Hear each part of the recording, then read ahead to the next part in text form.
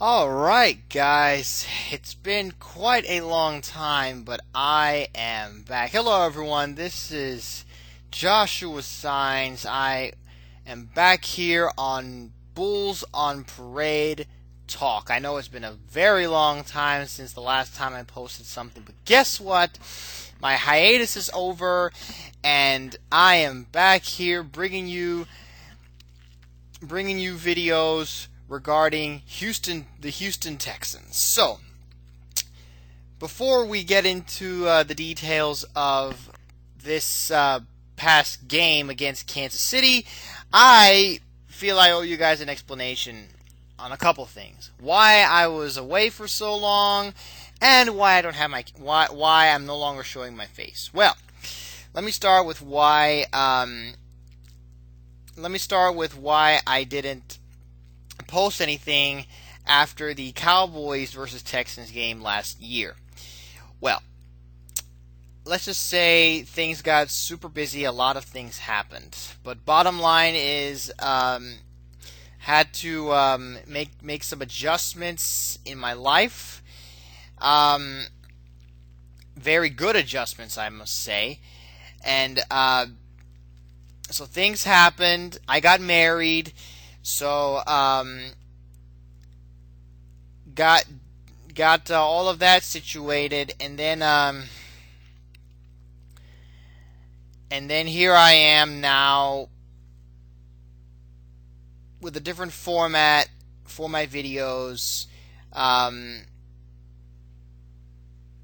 Just doing things completely different this year. And the other reason I don't have my camera is, as I was looking for setting up my my show, couldn't really do it. Could not really do it. However, I am planning to post live videos when I can. Now, I have not yet figured out a good format for my for those, but as soon as I do, I'm going to keep everyone posted. So, everything's still the same. My website's still up. I haven't been posting on there at all, but the only thing I have been doing activity-wise is retweeting stuff. So to those of you that follow me on Twitter, you've noticed me retweeting a lot of news. So during the draft, during training, during off season, like in camps, OTAs. I haven't been doing a lot of articles or videos about OTAs. Heck, the Texans have been on Hard Knocks, so that whole time I figured let Hard Knocks do all the coverage for me. I get to learn more about my team that way. So aside from that, there's not really haven't really been as very active as I expected to when I first started this. However, I'm here now. The season has begun, and let's get down to the nitty-gritty. So, after a long off season, the Texans have a new quarterback situation.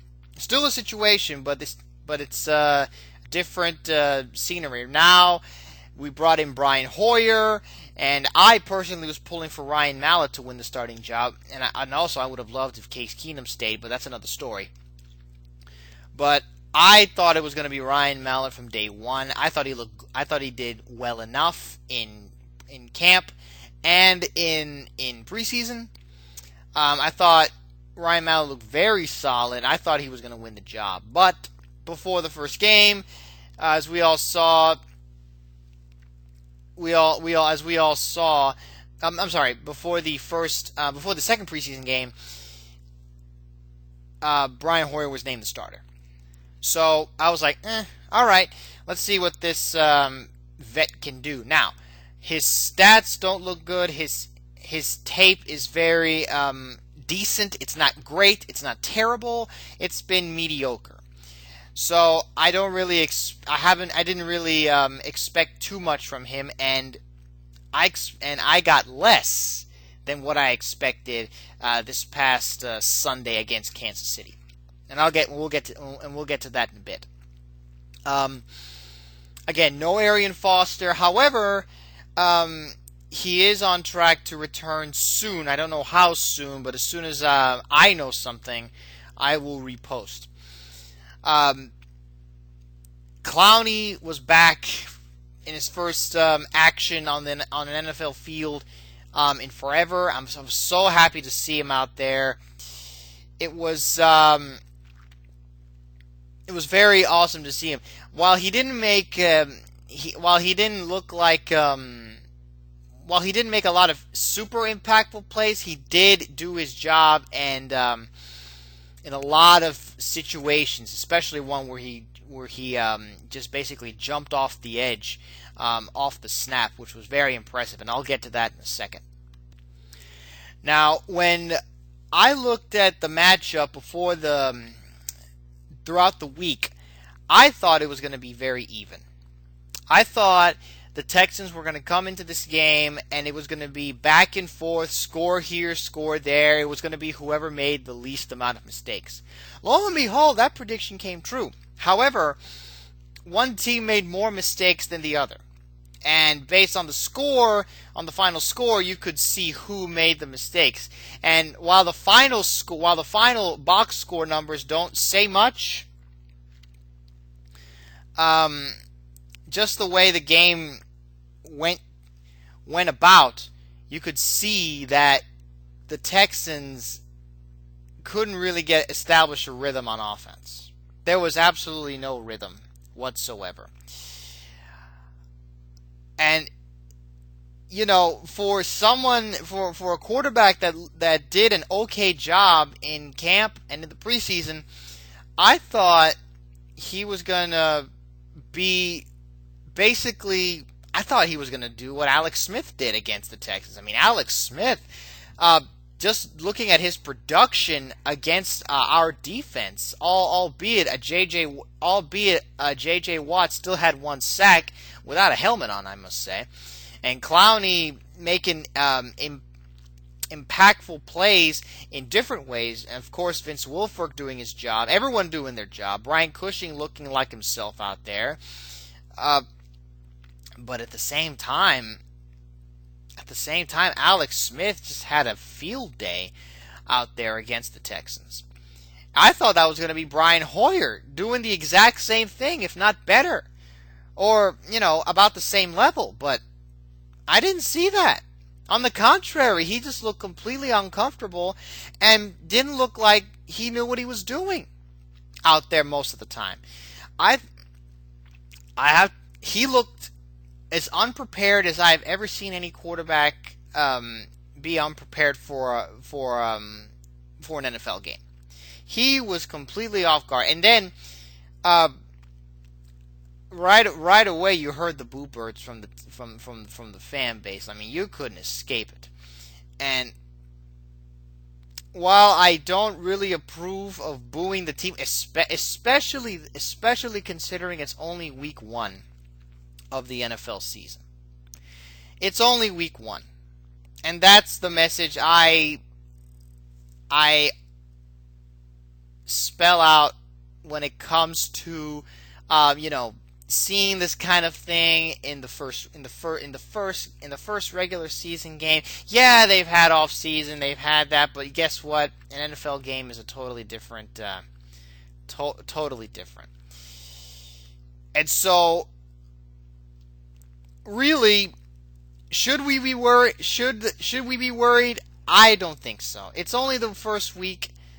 However, seeing how Brian Hoyer looked unprepared, Bill O'Brien doesn't take stuff like that. He will not tolerate that stuff. He expects more out of his starting quarterback. So that's why if Bill O'Brien has made this clear in his talks with the media this week that for the next game he is not decided on a starting quarterback. Now that's big to me because that tells me that Bill O'Brien does not take anything less than what he expects out of his starting quarterback, which means if his quarterback is not playing the way he wants his starting quarterback to play, he'll pull him. Just like that. Doesn't matter regarding experience. No. If you don't perform, if you don't prepare, if you don't come on Sunday, if you don't come on game day prepared, you will not play. And that's what I appreciate. And so, if he does decide to go with Ryan Mallett, who in late time and against defenses that played back, kind of played a bit of a prevent style, he looked okay. He looked pretty good. Now, and he did make one really good touchdown pass to DeAndre Hopkins in the red zone. So he definitely deserves credit for that because, red zone and goal line situations have been a problem for the Texans since the preseason. And we saw that especially in the first preseason game. But still work to do on that. And if Bill O'Brien does decide to go with Ryan Mallett, I will not be surprised. I'll tell you that right now. And the reason I'm not surprised is because of Bill O'Brien's MO as a coach. You expect he's an offensive guy. He's a quote quarterback guru, and he expects a lot out of his quarterback. And if one's not performing well, you can bet he's going to be seeing time on the bench. Overall, defense did an okay job, although they did give up a couple scores early. They were down. The Texans were down 14-0 at one point, and when we did score that first touchdown, Randy Bullock missed the extra point, which is funny because now we're seeing more extra points missed. So, and I share the exact same mindset that U of H Heisman Trophy winner Andre Ware shares, and that is, it ain't broke, so don't fix it. I didn't like the fact that the extra point was being moved back 15 yards, but it is what it is. Can't really do much about it. It's you gotta adjust to it. It's one of those things where the league is gonna try something different, so you gotta play the game as it's spelled out. Other than that, again, J.J. Watt still being J.J. Watt, and as I was rewatching the game, I noticed that people are triple teaming JJ big time. Opening the door for other guys like a Vince Wilfork, like a Clowney, like a Brian Cushing, like a Jared Crick to do something to make someone other than J.J. Watt beat them off the ball. So, and Clowney, I have to say, for Clowney to do the things he did, while it didn't look like that in the numbers, in the box office numbers, that's not how it looked when you actually watch the tape, watch the film. And as I'm watching the game and watching and studying the tape, Clowney did his job, and not only that, did it exceptionally well. He looked astonishing. He looked really good in his assignments, in his fundamentals, in his tackling, and he looks healthy.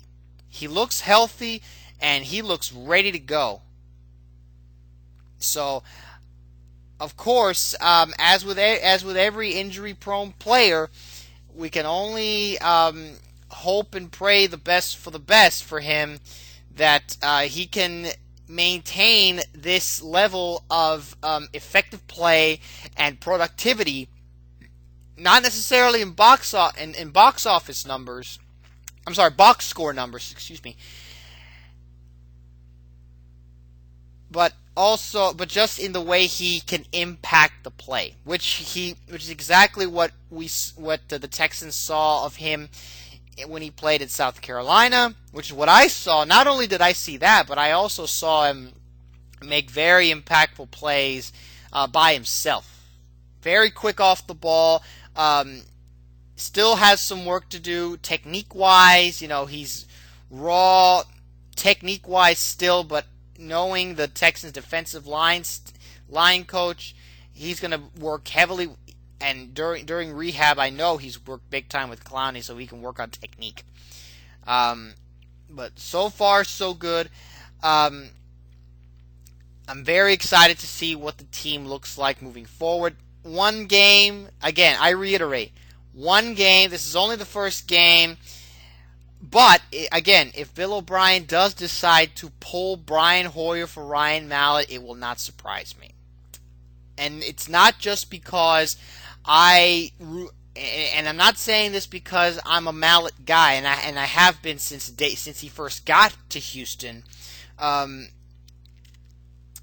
But also it's because Bill O'Brien will put in the guy that's doing the best job. And if Ryan Mallett is that guy, if throughout this week, as Bill O'Brien is studying the tape and analyzing the situations and finding the answer to the question, who gives us the best chance to win? And if he decides that the answer to that question is Ryan Mallett, he's going to put him in. If he feels like Ryan Mallett can give the Texans offense the spark that they need right now, at this moment in time, he's going to put him in. He's going to put him in.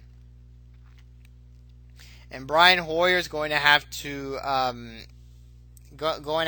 learn from this, which you would think as a vet he would at least learn to adapt from it. So maybe Bill O'Brien will use that as a reason to start him this next game. But whatever Bill O'Brien decides won't surprise me. Now, if Brian Hoyer's the starter, I can already tell there are going to be a lot of people that are going to disapprove that decision. And not only that, it astonishes me. I have to say, I have to point this out, and I'm probably thinking of making a separate video just for this topic. But I'll go off on it just a little bit. It astonishes me how quick the Texans fan base just tossed the coach and the team under the bus so quickly. And then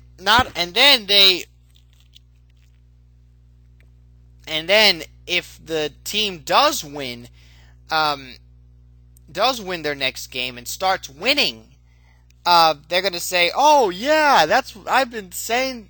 I've always thought they're great." That kind of thing. You look at stuff like that and you just say, "Wow," There is just no escape from people just jumping on and off the bandwagon, no matter what it is, whether it's a quarterback, whether it's a team, whether it's whatever the situation is. It just astonishes me, the bandwagon, just the whole bandwagoning population that you see just everywhere. I hope, and again, this probably calls for another video, where I go off about this, but or an article I post on my website, bullsonparadetalk.com. It's something that really needs to be really gets me. It just really gets me when I see people just flip the switch like that, But again, 27-20 was the final score. Was not the greatest first game. was not the greatest first game for the Texans. Is there work to do? Absolutely. But is there any reason to panic after the first week of the season? No. No. I wouldn't worry. I'm not worried, and the fan base shouldn't be worried. And that's really all I have to say regarding this this first game. I'm gonna do everything I can to keep these very brief and just go focus on the major points, just like I always have been. But since these videos are going to be formatted differently in terms of no camera and just everything funneled in this way, you're going to notice a different, something very different. So again, that's really all I have to say for this. So again, I'm back. I'm going to be posting on here more often now that the season has started, and now that I've decided to go this way with no camera and just do it podcast style. Tune in, keep tuning in. I always appreciate the support to my followers on Twitter at Bulls Parade Talk. Y'all are fantastic. Greatly appreciate it. My Facebook page has been quiet because unless you see my retweets. Of course, my YouTube channel has been quiet because this channel has been quiet because of the lack of videos. And you see the talk shoe link at the bottom right, which is more than likely going to go away in the future because now everything is going to be on YouTube. But that's all to be determined. Again, follow my channel, Bulls on Parade Talk. Follow me on Twitter, like the Facebook page, tune in to this YouTube channel. All links are in the description below. And remember, Bulls on Parade Talk bringing Houston Texans coverage 365 days a year. I'll see you guys next time. Go Texans.